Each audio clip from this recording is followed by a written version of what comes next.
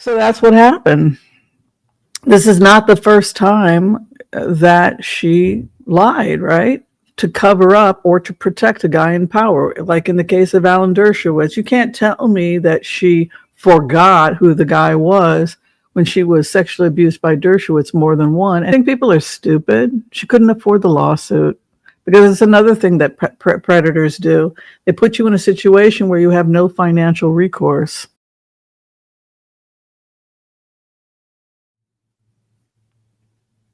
We're going to talk about that today. We're going to talk about the emails, and we're going to talk about Virginia Giuffre today, and we're going to talk about survivors and what trafficked people sometimes have to do just to stay alive. And it's really sad to see what the Republican Party has become under Donald Trump. If you could share, like, and subscribe, that would be awesome as we slowly go to 100,000 subscribers. We're getting there, folks. We're getting there. Yes, you can download them. I went to Grok, and Grok gave me the download key. But and then there's AI that's analyzing it. But the main thing, my hair's a bit messy today. Oh, goodness gracious. Oh my, oh my, oh my. The main thing to take away from Virginia Giuffre is that survivors lie. That survivors lie in order to stay alive. They lie to stay safe. They make up stories to stay safe. And one of the things that happens when a victim is groomed is that they're taught to deny that the abuse is happening. This is one of the first and most common lies that victims of sexual abuse engage in, is that they will retract their testimony, often for fear of their safety or the safety of those they love and care about. And certainly when you have somebody, am I echoing? Because I can hear myself. Hold on. I know somebody this happened to, right? She was told that when she was in high school that if she reported anything, they did a class presentation on abuse, and then they told all the high school students, tell us what, if they write a letter to us about your experiences, and if something is happening to us, let us know and nothing will happen. So she told that her stepfather had been molesting her. She was 15 years old. And the police showed up, and the school got involved, the authorities got involved, and it created all kinds of problems. And she retracted her testimony. So, I asked her about it. How did you feel about lying to the authorities and saying, oh, I made that up? That didn't happen. And she said, well, my mother is in hell because she's stuck married to this guy. So she kind of made it out like, oh, well. But in order to save the family, because her mother was begging and pleading to retract or he was going to go to prison, right? So then the family puts pressure on you or makes it out like you're a horrible child to make up such terrible stories about so-and-so. So you can only imagine how much pressure was placed on Virginia Giuffre to say that nothing had happened between her and Donald Trump. Because she wanted to live. She didn't want to die, right?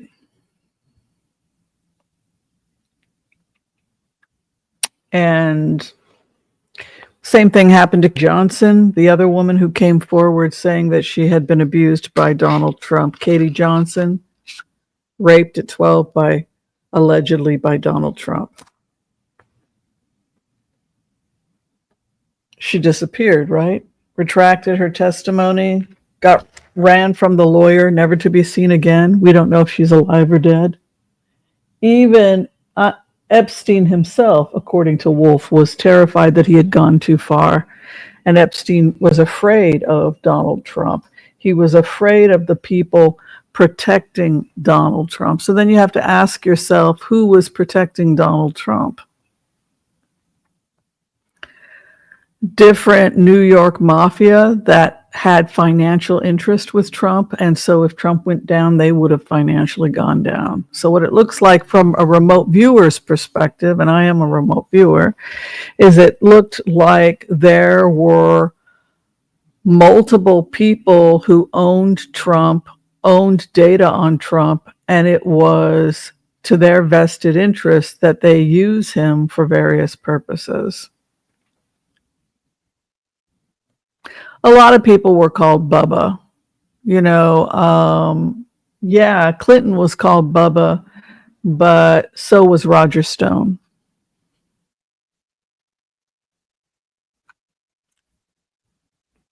right? Wasn't Roger Stone a bit of a Bubba? Or it could just be a joke. It could just be a joke that, oh, what would be the ultimate tape if both of them were caught in a compromising position, Clinton and Trump? Wouldn't that be a hell of a tape? So it could have just been a joke. And it doesn't seem to, according to I checked with AI, it doesn't appear to be part of the trove of emails that was released, but supposedly an email from Mark Epstein and him, which supposedly cannot be verified. So getting back to Virginia Giuffre, you have Republicans saying that, well, Virginia said nothing happened. Nothing happened between her and Donald Trump. And here we have an email saying he was with her all day long. So we are intelligent people. Why would Virginia Giuffre, who was then 16, 17 years old, be spending all day with somebody like Donald Trump?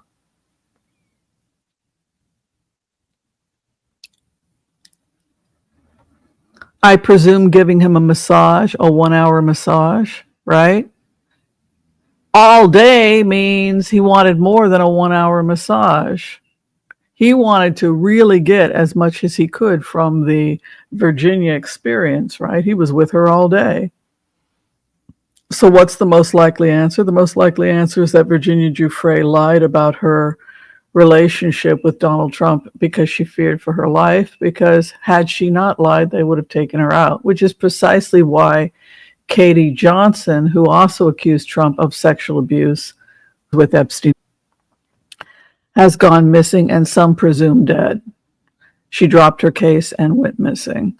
So because I'm in touch with reality and I understand that victims lie all the time in order to protect themselves and their families when threatened, that it's quite common to lie, that something like 90% have lied at one point or another to authorities or family members in order to protect the perpetrator. It gets to be complicated in human trafficking because human trafficking, the eventual goal is to make the victim a co-conspirator. And this is done by perpetrators to get them to sign certain documents, for example, their life away, to help them go and find other victims, right? To use them as bait to go and find other victims. And then they themselves become part of the human trafficking story. You are a perpetrator also because you lured people, mind control, seduction, money, using mentally ill kids, often foster kids, kids that were sexually abused in childhood by family members, often parents, and so they're forced out onto the streets, and then they've got to come up with a way to survive because it's not safe to go home, and the foster care system is not necessarily going to be safe either. So many children feel that being on the streets is their safest option, where they will take odd jobs because in some cases hiding and they can't let anybody know where they're at. So they can't, if they have a social security, it could cause the authorities to say, hey, this kid went missing, and then return them back to their parents where they could be further abused. So it gets to be complicated.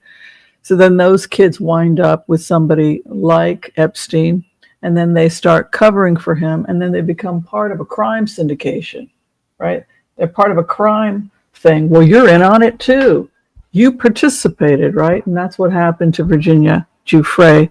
And this is not the first time she's retracted or claimed that someone did not abuse her, or that somebody abused, or she accused someone of abusing them and then retracted, like in the case of Dershowitz, Alan Dershowitz, who most certainly molested her. Why did she retract it? Because he was threatening to go after her legally. Couldn't financially afford to defend herself against somebody like Dershowitz. So she retracted it and said, oh, it must have been somebody else. Do you think the people in Martha's Vineyard who want nothing to do with him because he's become a pariah at Martha's Vineyard, do you think the people in that are associated with Alan Dershowitz that know that he legally threatened Virginia Giuffre, do you think that they believe when she retracted it's because it really didn't happen and she was confused? Excuse me.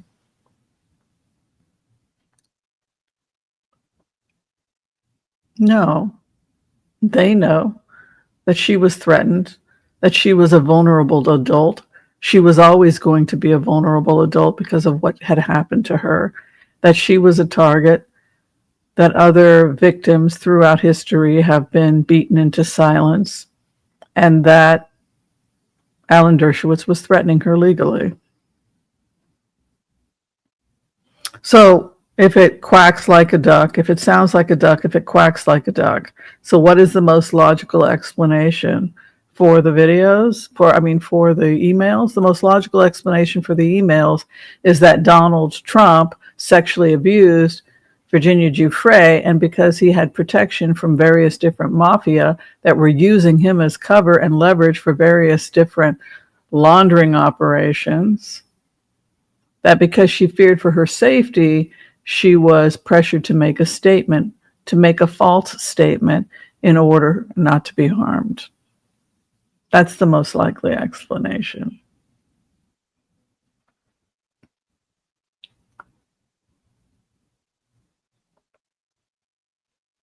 And that is why the GOP are using her testimony against her and saying, well, she said it didn't happen. When it's gotten to the point where a terrified 17-year-old girl who's just gotten out of a situation like that and is being questioned by the FBI, and the FBI protected him. So you go back to the email, and the email says, I wonder why the dog hasn't barked. I'm 75% there. Somebody's protecting him. You don't win a U.S. election like the presidency of the United States with this in your past unless people in positions of power are protecting you.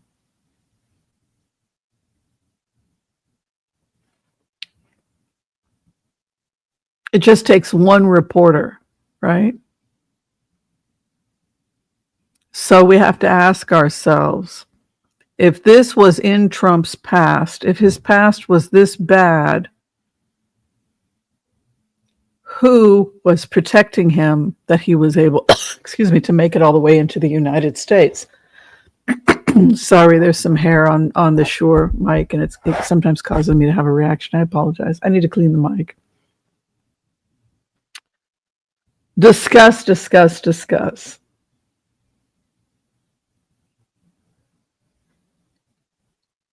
How close are we to impeachment? Can Trump come back from this?